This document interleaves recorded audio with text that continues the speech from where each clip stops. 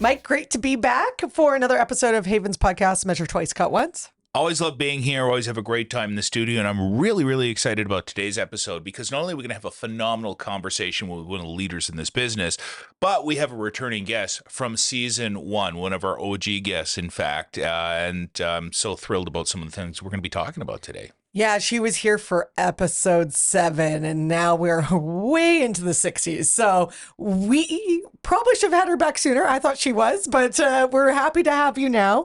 It's Sarah Gallop, and she's a director of design for Sarah Gallop Design, Inc. And you were here for our very first season, which was during that time, the COVID time, where a lot of people don't. I think a lot of us forgot about it, but welcome back. We don't have so much space in between us this time. No, we're so much closer than last time. It's awesome to be back and see you guys again. Yeah. Well, we're glad you're here. And I think anybody who is familiar with your work will be excited to see this episode too. And those who aren't will be excited once they get to know you a little bit better.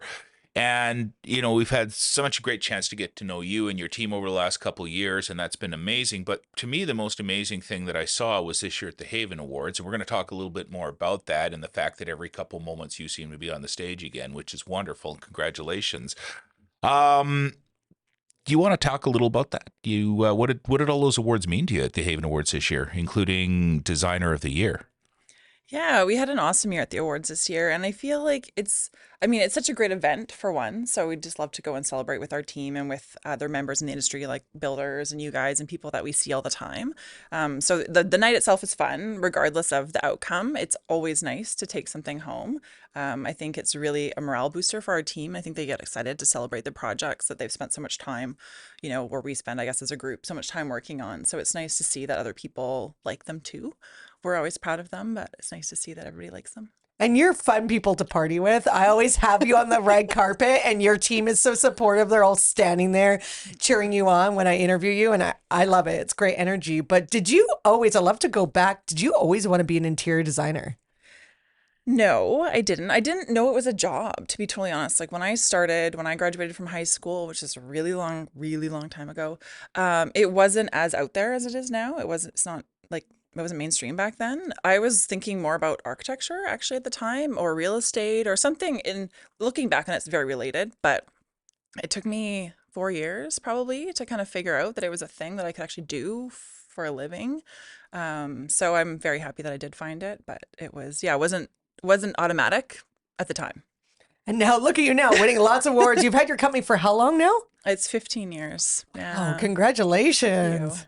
And you guys just changed offices too. You got a beautiful new location and nice heritage building you guys renovated and made look beautiful. So it's lovely to see your growth from where you were even when we met you last time to where you are now. And obviously seeing the products that you're putting out and the homes that you're creating have been inspiring. Mm-hmm. Our office is very much a labor of love. And that was something that I didn't actually, it was a pipe dream, I suppose, at one point in time, and something that I wasn't sure was ever going to actually come to life, because I wanted a heritage home that we could convert, but it had to be in an area that they would allow that sort of use. So yeah, it was very cool to actually be able to make it happen. That is neat, because I remember back in the day, I think there were more of them when I would used to go with my dad to the different architect's office or interior designer. They would be in these old heritage homes, and it just gave such a design field of like, oh, that's where they all, I think that's probably what I thought all their offices looked at. And then I was very disappointed when I went into just regular ones with fluorescent lighting, but yeah. Yeah, it's a cool vibe. A lot of our clients really like the experience there. Like, it's very cozy. It feels like home. It's inviting. Even if they're building a modern home, I think that a lot of people still appreciate those houses. So yeah, it's a super cool. And our team loves the environment to work in. And I think that's why you have a lot of clients that flock towards you guys, because you've got that warm family feeling and your office reflects that. And I'm excited. I've heard actually a lot about your office from people, especially in the Tawasin area. So I'm going to have to come check it out, because your sign's still up at another place. And I thought that's where your office was. Well, our office was there for 10 years, but yes, it is still there, which is a little strange, but that's fine. But yeah, no, we're in the new location in Ladner Village now. Yeah. And again, I think just your vibe of your team, vibe of your office, that's why you guys are successful. And let's talk about some of the awards that you won. Well, let's see that you are a finalist in Best Kitchen Renovation, $100,000 to just under $150,000. Best New Custom Kitchen, under $175,000. Best Universal Design Home, new or renovated, and Best Outdoor Living Space, new or renovated. And you're just finalists in those categories. And then, of course, you took home Designer of the Year, Best Custom Home of $3 million and over. So that's a lot. Yeah, like, congratulations. And I feel like you guys are so deserved. But really, what does it take to win awards like those? How do you have award-winning projects? Give us the secrets. I don't know if I have secrets. I mean, the awards are not the end goal for us. Like, that's just like icing on the cake, right? So we do our projects based on what our clients are wanting, and that's the main goal, obviously, is to give them the space that they want, give them the function that they want, the look that they want, all of those things. And I mean, as far as the difference between that just being satisfying for them and the thing that kind of makes it into an award-winning project, I think, is change sometimes. Like the creativity and the space planning, I think, makes a big difference in how things are laid out, and also things that are different. Like, the award-winning projects are typically different. They're not the thing that you've seen 100 times over. So it's nice to kind of have the flexibility with our clients that they're open to us being a bit more creative and showing them things that are different that, we haven't done, they haven't seen, which is sometimes hard. Sometimes hard to make that leap, but it's usually worth it. I got some great insight over the last couple of years. We've had the privilege of working on a couple of projects that you guys have designed. And every time we went in to meet with your team, the amount of detail they went through was spectacular. And the part that really impressed me was how closely your team works with the builders Yeah. on a very detailed level. It's not just a handoff and see you later. And I think that contributes greatly to the success that leads to winning those awards, is that process, and obviously the people as well. Say I was starting a project. What's the starting point for me if I want to create that caliber of project for myself with a team like yours? Like, how do we start working together on something like that, knowing the end results we all want?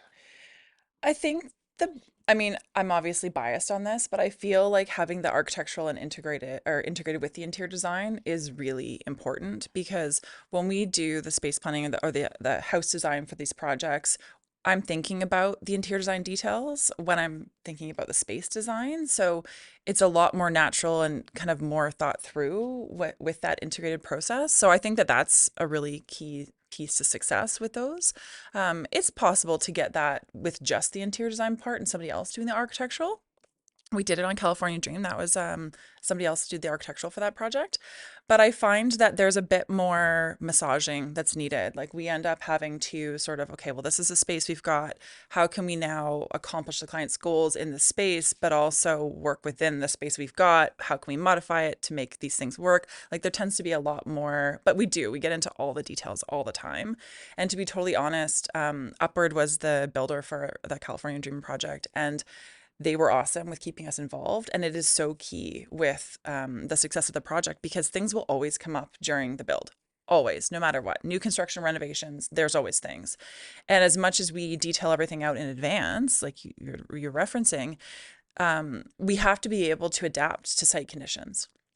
And in order to accomplish the goals that we're ultimately going for, it's like we need to be involved to massage all those things as we're going along. Or it's just a builder or a subtrade will make a decision that doesn't understand the overall intent of the projects and what the client's goals are. And it's not the right decision, unfortunately. So it's important that we're involved during the construction phase. Yeah, there's always fun surprises. Always I like to go something. fun, put positive Yeah. spin on it. Can you paint the picture of California Dream? I want to just sing every time I hear that, like the Yeah. California Dreaming song. Yeah. And paint it for the audience. What type of project was it? Obviously, you already meant the great builders that you have on it, Upward Construction. But yeah, what was it? And were there, tell us some of the challenges. What were some of those fun surprises? Yes. Well, that project, so we did the interiors only for that project. And the project was during COVID. So we were designing like 2020, 2021 sort of situation, which was challenging. Our clients were also based in California at that time. So remote clients at a point where traveling was more challenging. So that was interesting. Not something that I had experienced so much at the time, just trying to figure out a way, because our process, as much as there's lots that we do independent of the clients, and we can certainly do lots via Zoom and things, the materials is such a critical piece to do in person. Like, we want clients to touch and feel and, really get a feel for all of that stuff before they're committing to it. So that was probably the most, from a design process perspective, that was probably the hardest piece for that project. I have a question that's totally unrelated to the design process. Um, and I know why now, because you already answered why this was called California Dream. But every time there's a project that you win, you've given it a different name. Yeah. How the heck do you come up with all these cool names to the projects that you're doing? Well, I was going to say, is it because the clients were from California? Well, this one, That one was super simple. But I mean, we don't take ourselves super seriously. I think you guys know me well enough at this point to know that. Known you for a long time. Yeah, exactly. So we're not super serious. But so we try to find fun names. So there are Seinfeld quotes, there are song names, but there's that, but there's also usually some sort of tie into the project as well. So for that one, obviously the clients were from California. We were like going for like a bit of a boho kind of chill vibe. Feels a little California. So that one kind of made sense for that. But yeah, we have all kinds of fun, crazy names for our projects. Well, I want to talk a little bit more about design trends and I want to talk about design. But before we do that, we'd love to talk about how wonderful our sponsors are. So we're going to take just a quick 2-minute break. We're going to thank our sponsors and we're going to come back and we're going to start to dig deep in some of the trends, what you're seeing, what we're expecting to see, and what we should be thinking about as we move forward. Measure Twice, Cut Once is grateful to our podcast partners, Fortis BC, BC Housing, and Trail Appliances. Support from our partners helps us share expert knowledge and resources with families looking to build, design, and renovate the home right for you. For BC Housing, creating access to housing solutions that meets everyone's needs is a guiding principle. BC Housing is working with governments, nonprofits, and residential construction industry members to create practical solutions to BC's housing challenges.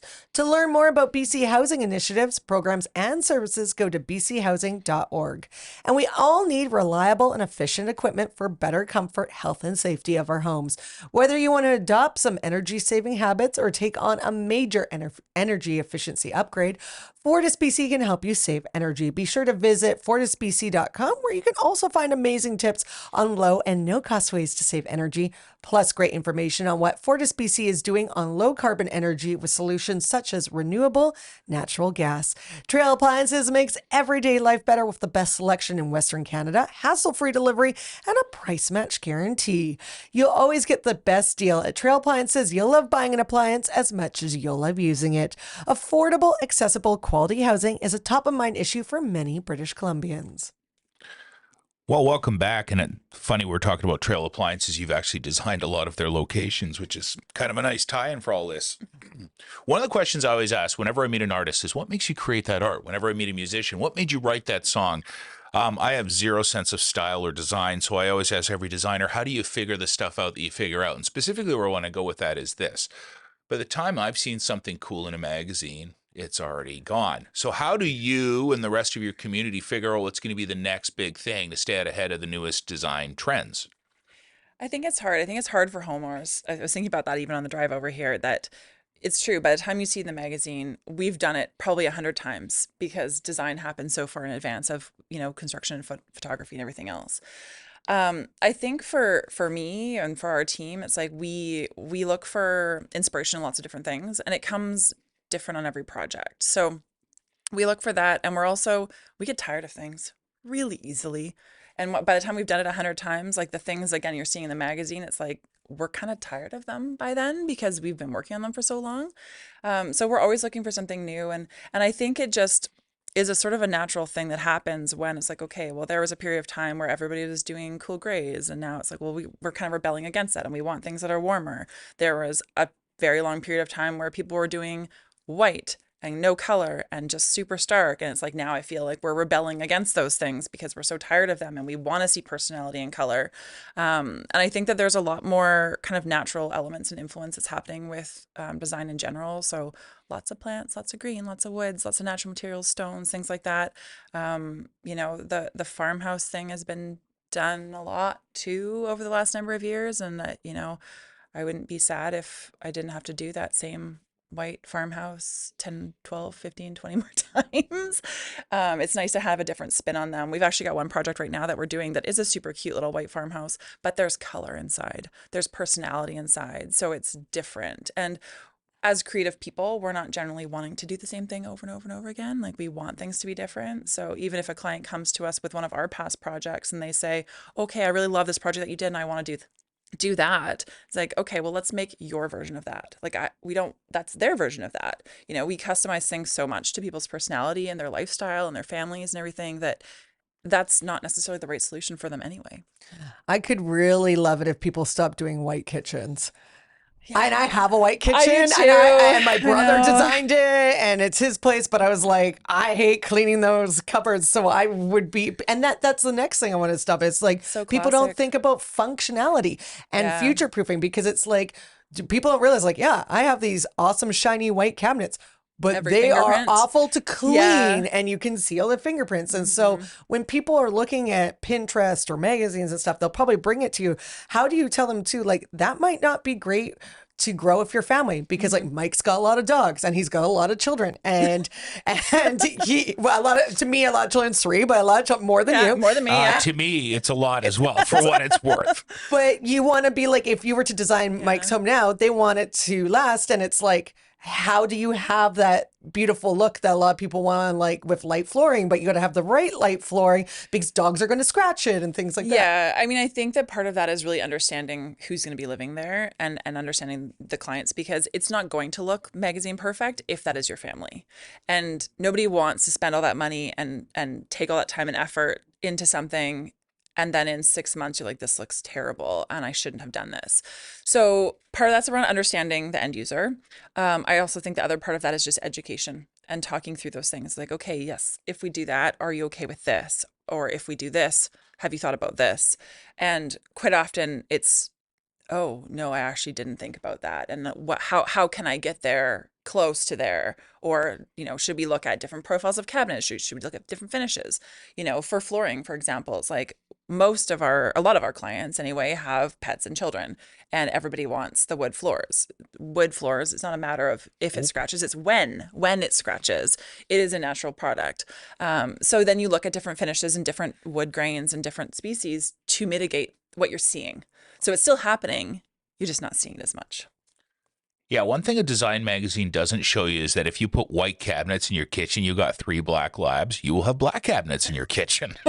That stripe. Yeah, well, it goes up to, and then the other half is from the teenagers. But anyway. But it's not even to do with like just having a family. Like even people that live on their own or they're a couple, they don't realize until they start doing things of like, sometimes dark floors, if you have a lot of sunlight that comes in, they bleach from the sun. You can see everything on the speck. floor. It's like having a black car, right? Yeah. Yeah. So again, you just talk through those things, because I've had clients that have requested that, and I'm like, okay, well, are you aware of this? Have you thought about this? How do you clean? Are you interested in Swiffering your floor twice a day? Like, those are the types of things you would need to do to have this look like this all the time. Are you good with that? And then No. sure, by all means, go for it, right? If you're not good with it, then that's not the right choice for you. So then you start looking at, okay, well, how else can you achieve a certain look with different things? Well, you've underscored the value of working with professionals, right? Because you know far more about this than I ever will. Yes, I watch HGTV on the weekends, but that doesn't necessarily make me an expert. So the question I have is, look, if you're designing a house for me, it's going to be radically different than a house you're going to design for Jennifer. But are there certain universal design principles that you sort of bring into play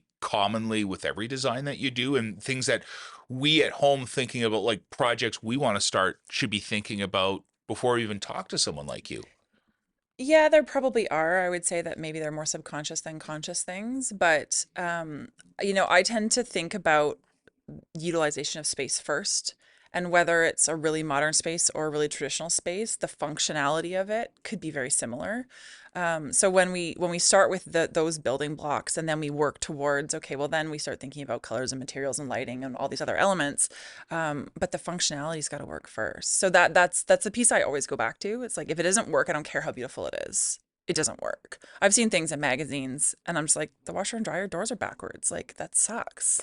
You're going to have them banging all the time. It's like, beautiful, doesn't work. Right? So we've got to accomplish those things first and then get into the pretty stuff.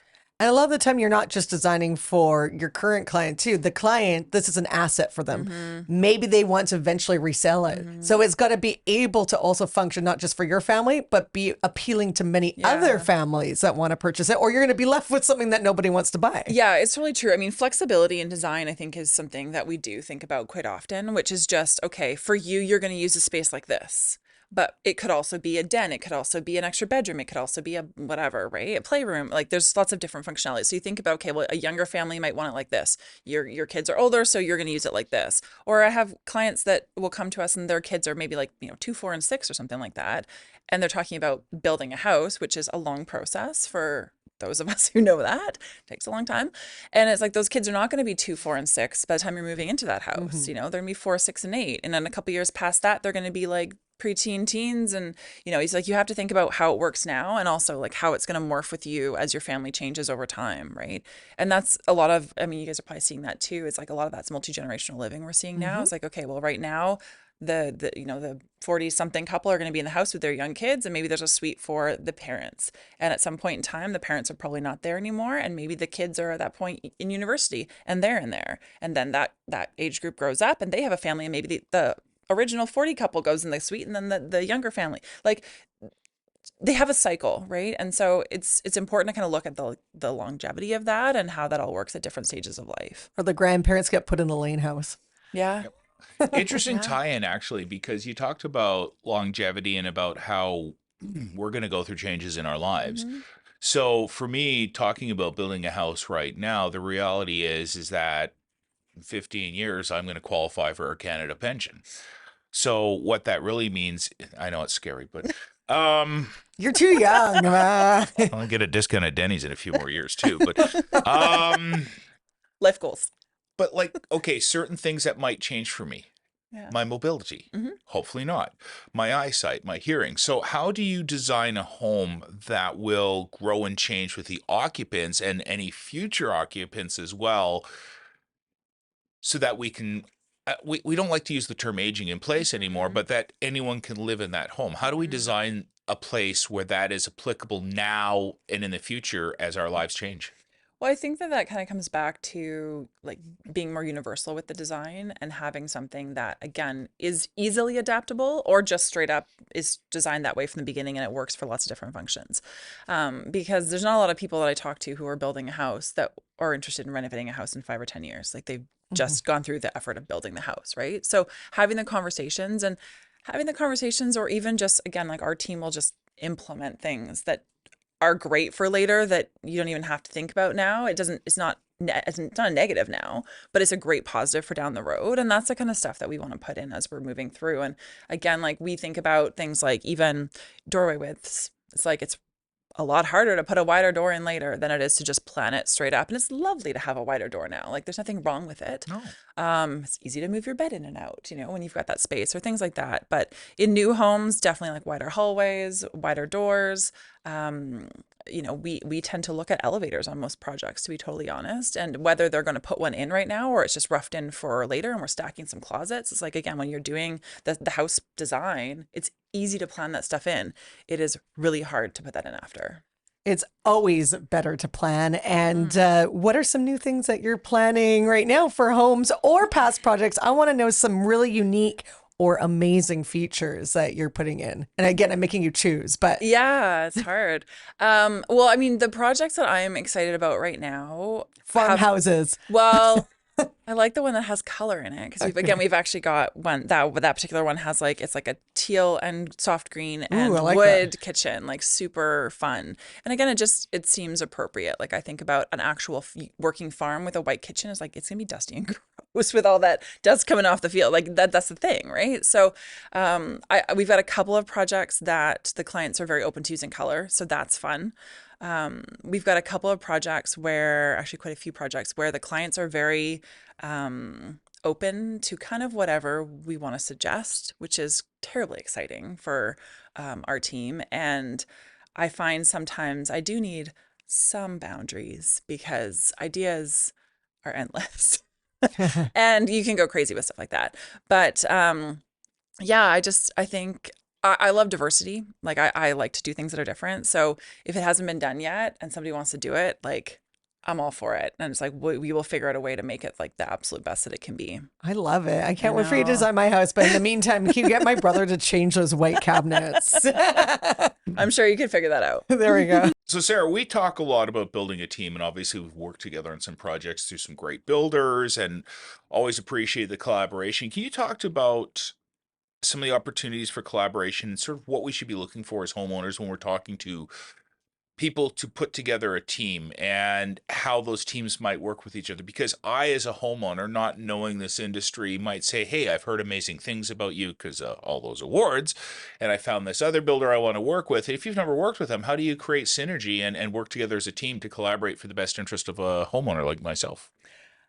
Communication, straight up just communication. I think that when both parties are really open to working together and the collaboration, and ultimately, we all have the same end goal, and I would hope we all have the same end goal in mind, where it's like we want the client to have the best house that they can have at a price that they're willing to pay for it, with the function and the aesthetic and everything that they want. So I think an introduction there really works well. But I think that as a homeowner, asking each of the professionals you're thinking about using the questions of how do you work with other people, like even forms of communications, like some builders we've worked with in the past, like they don't do emails at all, and so everything is yeah, it's a thing still. Well, fax machine or what? No, it just you phone Carrier them. pigeon? I don't know. Just You send me a phone page. You phone them, and if you can't get them, you just have to phone them back. So Old school. yeah, it is some builders we've worked with have been very old school, and I think that expectation needs to be really set from the beginning on, okay, well, this is how we work, and this is what we do, and this is what we produce, and this is how we can help you. And same thing on the other side. Okay, well, this is how we do things. Okay, well, how does that mesh with our process, and how does that mesh with how they like to get information, and all those things. I think just setting that expectation at the beginning is really, really helpful. And there are people that are not the right fit to work together.